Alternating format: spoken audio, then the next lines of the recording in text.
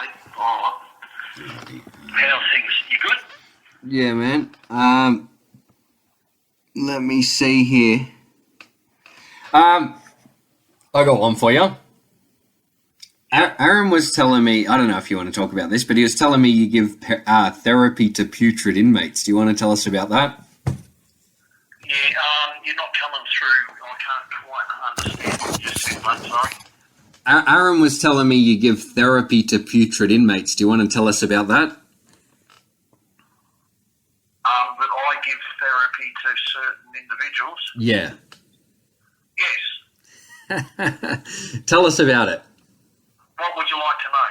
Just how you make certain creatures' lives miserable. Well, if there's some dirty, rotten fucking sex pest, cockroach, right, happens to enter my neighbourhood, usually there's no free pass when it comes to them, and usually they receive a numerous verbal abuse, and then we got plastic tubs, that we keep our books and or our rations or whatever. Like we had one plastic tub. Usually I empty that, and that's bang that up against the wall all night. And it usually takes about 6 or 7 hours to get into a rhythm. And there's no sleep and no relief, you know what I mean? And usually when they unlock them in the door in the morning, they're a little bit frazzled and bouncing off the wall and crying to boss to get out of the unit. They're being terrorised.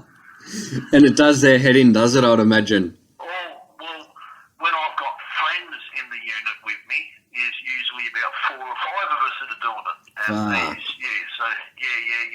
Well, the fact of the matter is, and the reason why I do it, and I'm not a bully, you know what I mean? I don't like being stand over and everything like that. But when it comes to them fucking cockroaches, there's no free pass. Like, you want to touch kids, then all bets are off. Mm-hmm. You know what I mean? Yeah. You're not human, and so that usually their anonymity, right? They're anonymous. They hide away, they're tucked away, and they're protected and everything like that, you know? And whereas when they come into my house, all that's gone. And so what if they get therapy? So what if they don't get any sleep for a couple of days, or fucking they're abused and everything like that? Because they got the welcome mat everywhere else, they don't get it with me. You know what I mean? Yeah. And same as with the other individuals, they're not. Yeah, the gloves are off. You know what I mean? So. And do you just keep going and going for as long as they're down there? Absolutely. Yeah. It's usually it's an all-nighter. Yeah. Usually for a few days, and then sometimes we do it in shift work, like. You know, if I'm go on the phone or go out in the yard or something, someone else will take over. And yes, it's not. Well, we've actually been named in there's a coronial inquiry, and there was one of them of that ilk came in. He was refused bail, and then they give him bail, and he was on home detention, and he committed suicide, and he left a suicide note. And it's been investigated by the coroner. He left a suicide note saying that when he was in there, he was in the cell next to me, and I terrorised him, and he doesn't want to come back to jail, and he's guilty for what he did, and he killed himself.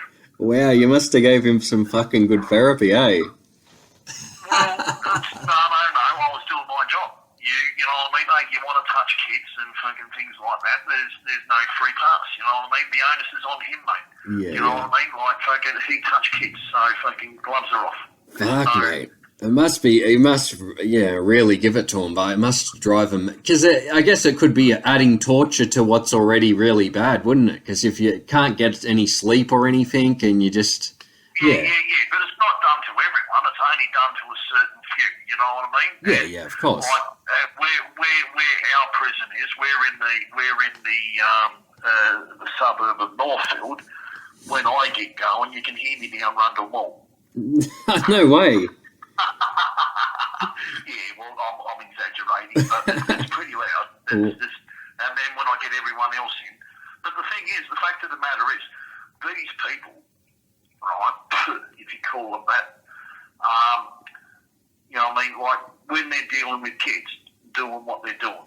The children, you know what I mean, like they're screaming, they're crying, they're telling them to stop. They're not listening. You know what I mean? Until that's how filthy they are. Well, I apply their same analogy. If you're in a fucking cell next to me, or if you're living in my street, you know what I mean? Well, fucking, you know, right whack, you know what I mean?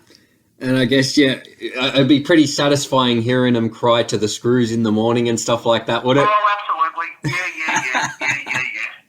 Well, I've got some AVO orders on me now, where certain ones that come in, and they're high notoriety sex pests, like on children in the state, and they're not allowed in my unit. There's an instruction by the general manager that they do not come into my unit, and that's not from me, that's from them, because they've written letters of complaint to the ombudsman, they've gone to the courts.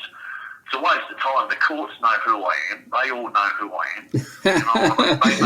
They know what I'm like. Yeah. If all of a sudden I started being kind to them, they'd be running down here in droves, wanting to know what the hell is going on, because that's not me. Wow, you know what I mean? So I'm not the only one that feels that way, but I'm the one that actually does something. You know what I mean? Yeah. Yeah. Wow, and the court actually grants them. Beg your pardon? The court actually grants some AVOs on you. Oh, I call them AVOs. No, that's just me. That's my analogy. They're not allowed in my unit. Oh, yeah, I see. Yep. Yeah, that's my analogy. That's just, they're not allowed into my unit. Every time they come to G Division, and they're repeat offenders, and every time they come back, they're not allowed in my unit. They get placed in another unit where I'm not around. That's bullshit, eh? Well, they're protected, mate. They're a protected species. Fuck. They have more rights, believe it or not. They have more rights, and they are protected more by them than us general folk. You know what I mean? Yeah. Yeah. What were you going to say? So you had a bit of a discussion with someone, and it was just a topic of conversation, wasn't it? Oh, yeah, we found it pretty funny, yeah. That was a good one you done there. People are going to love that. Well, it's part of the job description, mate. You know what I mean? Because they're anonymous, because they sneak around like little rats, and they're protected, and they, you know what I mean? Like, you know, and you know, like it's there's no safe zone when it comes to my street. When it comes to that. I could only imagine, but man, it would drive you miserable if you're already in there and then someone's making your life miserable next door. It wouldn't be fucking very good, would it? Well, it's not on me; it's on them. Yeah. You know what I mean? Like, there's a simple solution to this: don't touch kids. Yep, that's it. You know what I mean? Like, that's how easy. You know what I mean? That's not fucking hard. You get what you deserve. Jesus Christ, the time's up. Yeah. I'm going to try and get another call in if I can, so I'll try again in about another 10 minutes. But yeah, does that answer your question? Yeah, that was good.